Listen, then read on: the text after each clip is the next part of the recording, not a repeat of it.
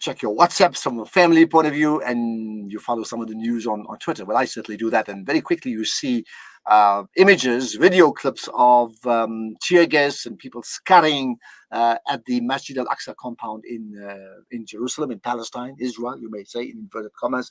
And that all happened overnight. So that's been extensively covered by different media houses, and many of them still saying we're uncertain what caused the issue, what provoked the Israeli Defense Force, and what have they done, and why they're doing it, and what is the impact of all of that.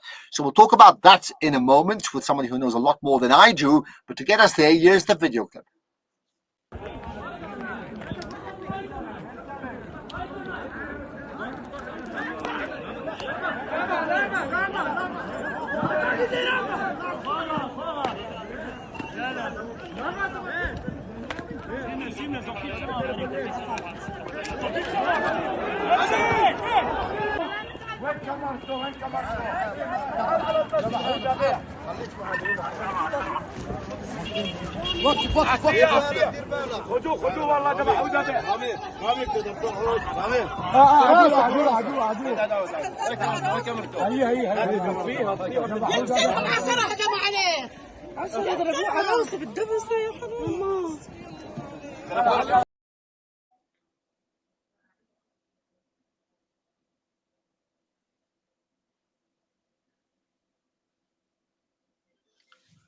Okay, so that's the video, which if you haven't seen, if you're just listening to us, it's of a person with a camera who is beaten up by the Israeli Defense Force members. So I understand. We'll get to know more about that one.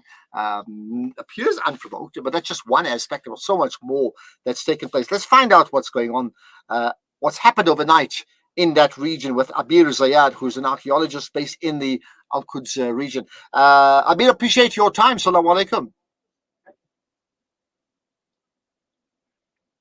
Abeer? First, yes, I'm with you. Okay, thank you. So tell us what's happened overnight at the Masjid al-Aqsa compound.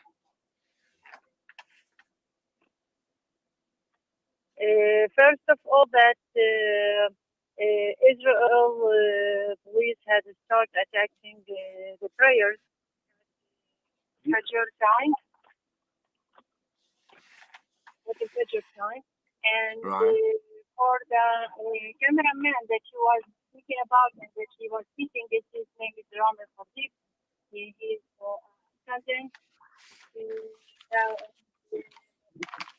He was he already in hospital.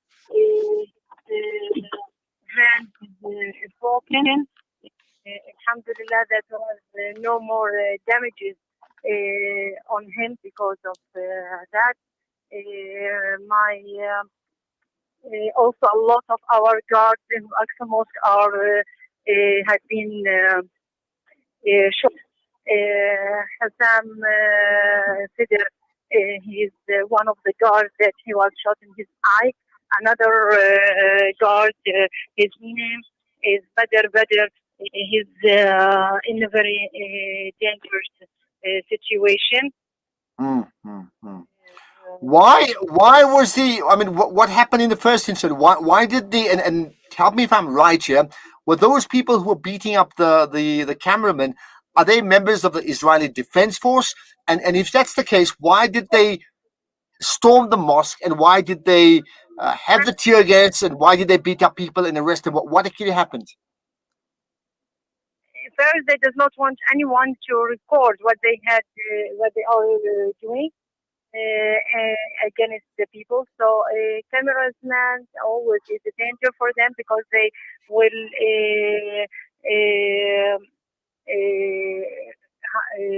how to say it, they will record what they are doing, and this is not what they want. So always cameramen are attacked by Israel forces. Of course, Israel forces had shot more than 100 persons inside the mosque this morning. Hundreds, couple of hundreds also are arrested. So the situation is not easy. It's very small. It's danger.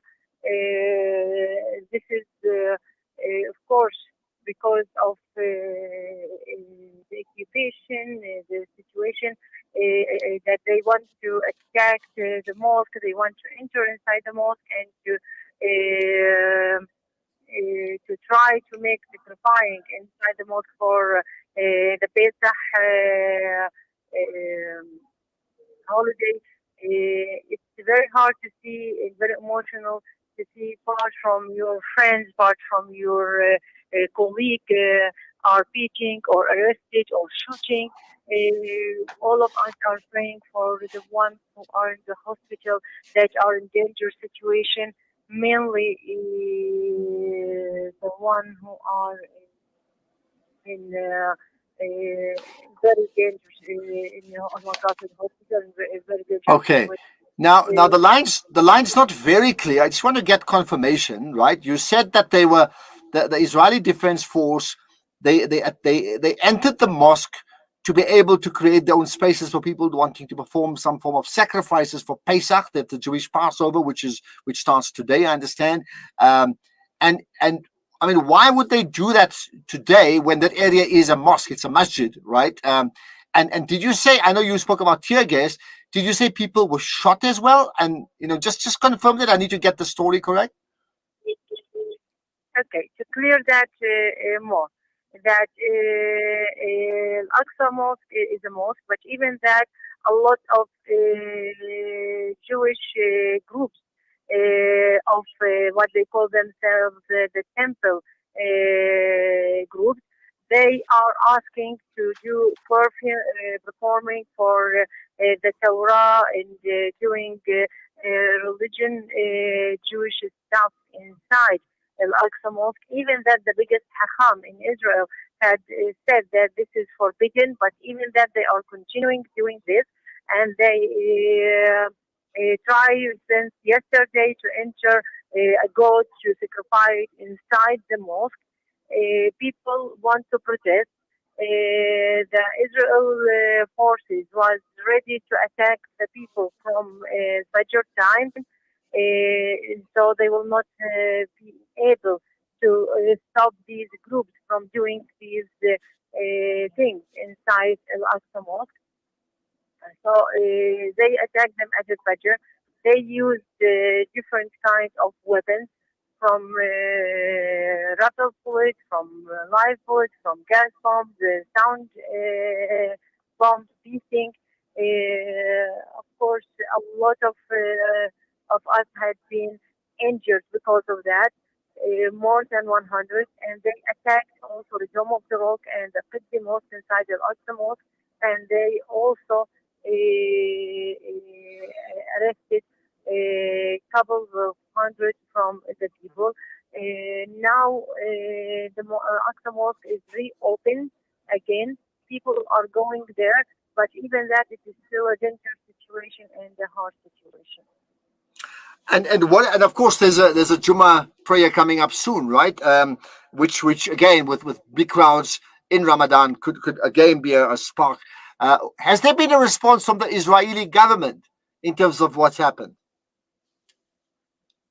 No, they did not say anything till now, but of course, from the beginning, they say that they will be very strict against us. And you see that since the beginning of Ramadan, we have 22 martyrs till now. Okay. Is there any other international response that you want to share with us right now? No, there is nothing.